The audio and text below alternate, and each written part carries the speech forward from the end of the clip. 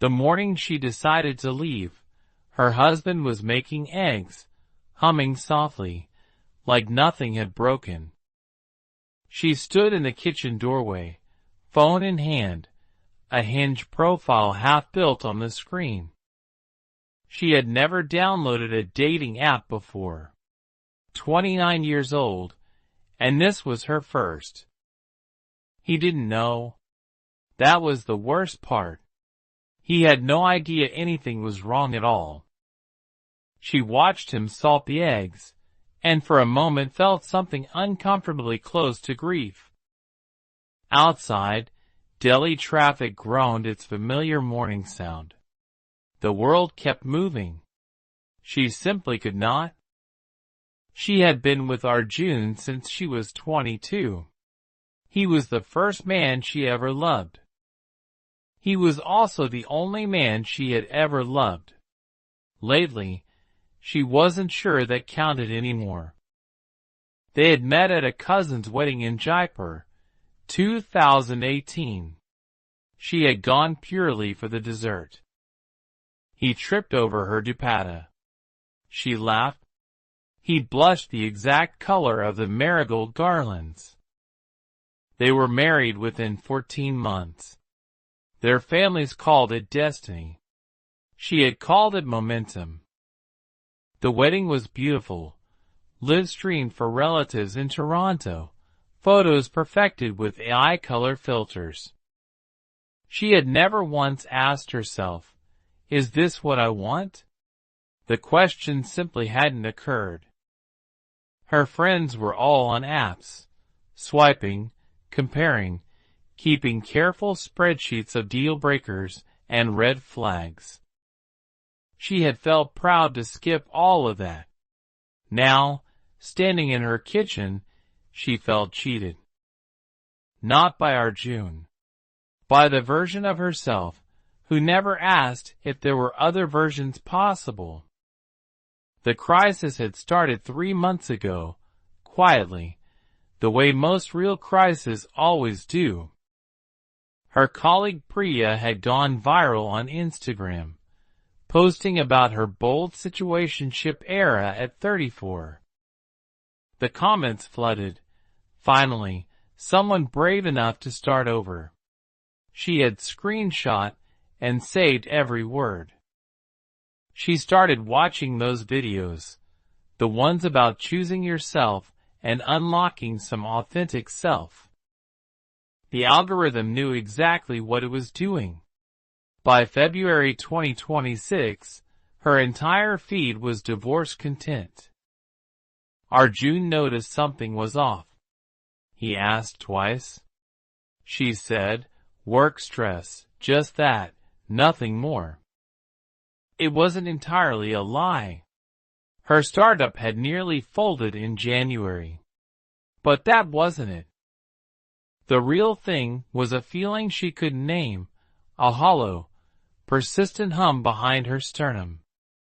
She Googled, "How to know if you married the wrong person." For million results. She wasn't alone. She booked therapy through an AI-integrated wellness platform. The human therapist's waitlist was 6 weeks out. She almost kissed someone at a work conference. His name was Marcus. He had quoted Joan Didion. She stepped back. But the almost stayed, for days, then stubborn weeks, like a splinter beneath skin. She told no one. Not even her closest friend Mira, who would have understood far too much. Arjun quietly planned their 7th anniversary dinner. He remembered her favorite, Coastal Goan, the small lowly place. He had made the reservation 2 months early. He remembered the exact dish she had once loved. She sat across the candlelight and thought, "He is a genuinely good man." Then, is good enough? That night she lay awake past 3, phone face down, listening to his steady breathing beside her. She thought, "I have never been kissed by anyone else." I don't know what I'm missing or keeping. The therapy session finally arrived. The app took a mood baseline first. The human therapist simply listened. I think I want to leave, she said. Or I think I want to. The therapist asked one question that stopped her completely.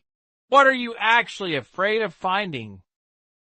She had expected to discover she was missing out.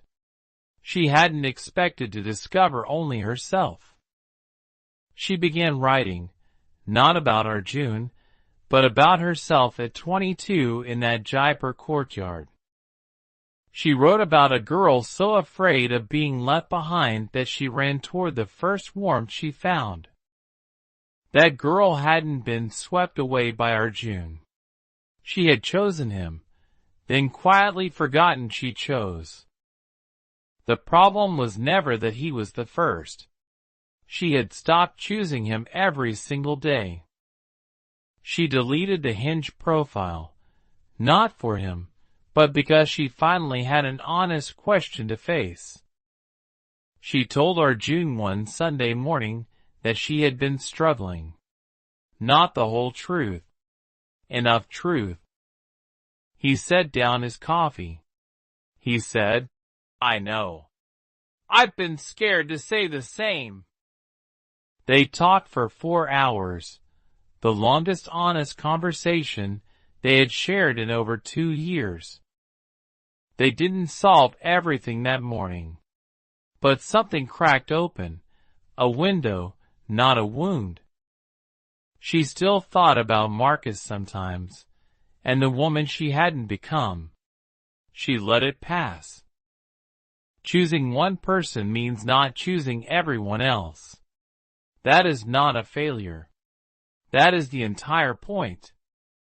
She watched him refill her cup without asking, and understood, finally, that love chosen daily is still a choice.